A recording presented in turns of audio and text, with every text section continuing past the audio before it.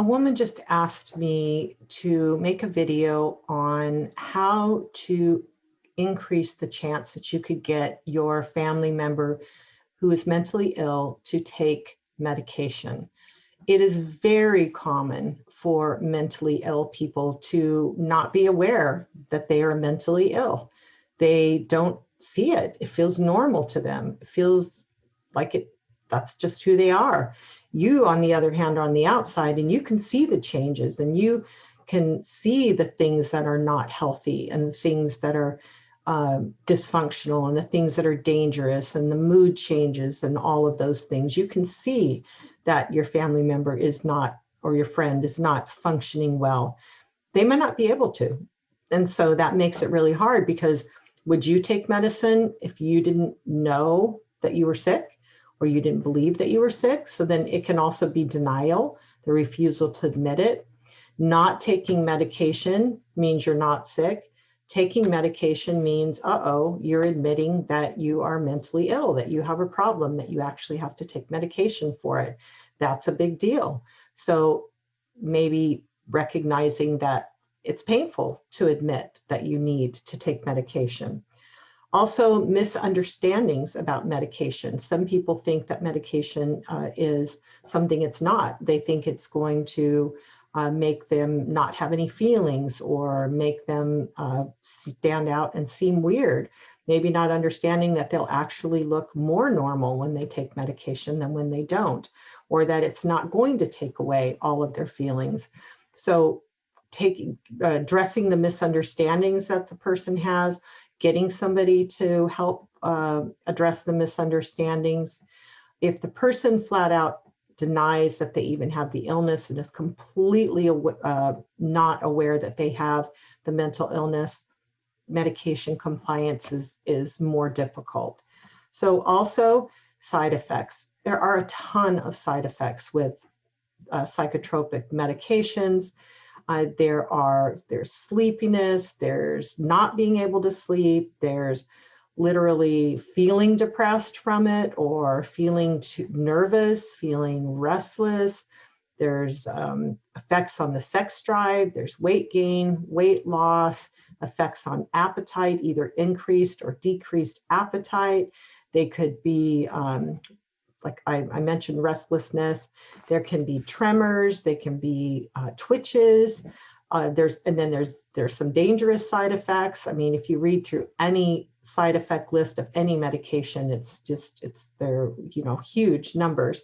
But there could be headaches, dry mouth, GI problems where you have nausea, constipation, all kinds of things. There's all kinds of side effects, and so getting somebody to explain the side effects, or explain the way that you can treat the side effects, would be helpful also. And at least talking to your family member about the things that they're afraid of happening, or the things that they have actually experienced on the medication that makes them want to quit taking the medication, and maybe problem solve some natural things that they could do to address some of the side effects, or talk to the doctor about it, to where the doctor can bring up ideas, or maybe change the medication. Maybe it's the wrong medication, but there are many side effects. If you had to take a medication that made you have all of those side effects, you wouldn't be happy about the medication either. So then that is where we come back to, does the person really believe that there is a mental disorder that needs to be treated? And coming to that conclusion sometimes takes time. Sometimes it takes many, many times of hitting a bottom, or getting really bad, having some things negatively happen, a job loss, a problem in a relationship, or where the person actually has to, it could be a number of manic episodes, a number of suicide attempts, could be a number of job losses, where the person has to face the reality finally that there is truly a mental illness, and that their life is not normal, and things are falling apart to where they may open themselves up to medication.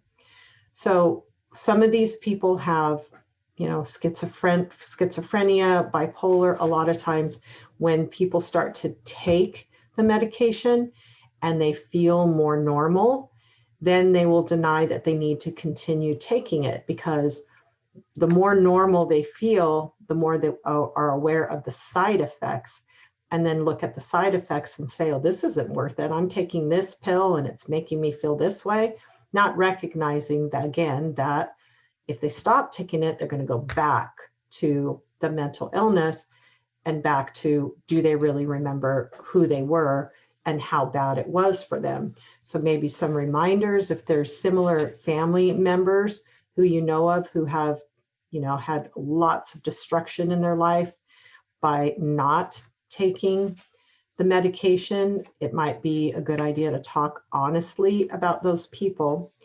And then lastly, it's boundaries. It's basically saying there has to be some consequences. If you don't take the medication, here's what I'm not willing to do or what I am willing to do. Like, if you want to live at home, you have to be on the medication. That's if you have the if your child needs a place to live, you can require medication in order to stay in your home. That is leverage, and it's not leverage being punitive and punishing. It's leverage called tough love. Okay, it's recognizing I've got something my child needs. I'm going to turn my child toward, or my family member or my spouse, toward what is good and in their best interest and in the relationship's best interest.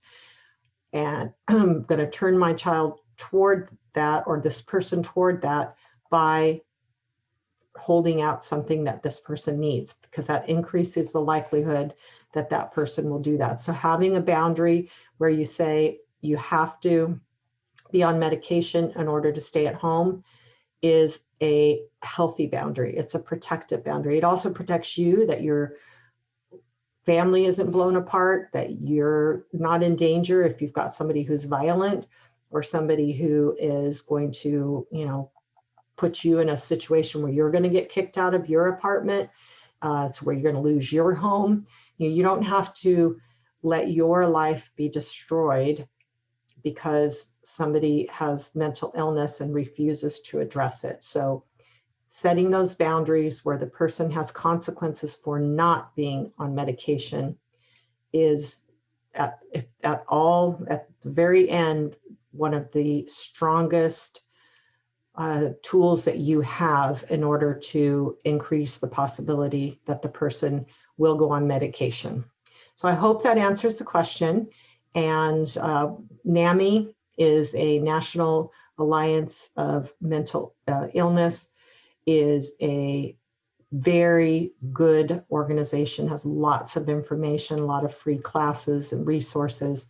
So if you're really struggling with this, my heart goes out to you. I do have several family members with mental illness, and it is painful all the way around. It's painful for the family, and it's painful for the person that is struggling with it. So God bless you.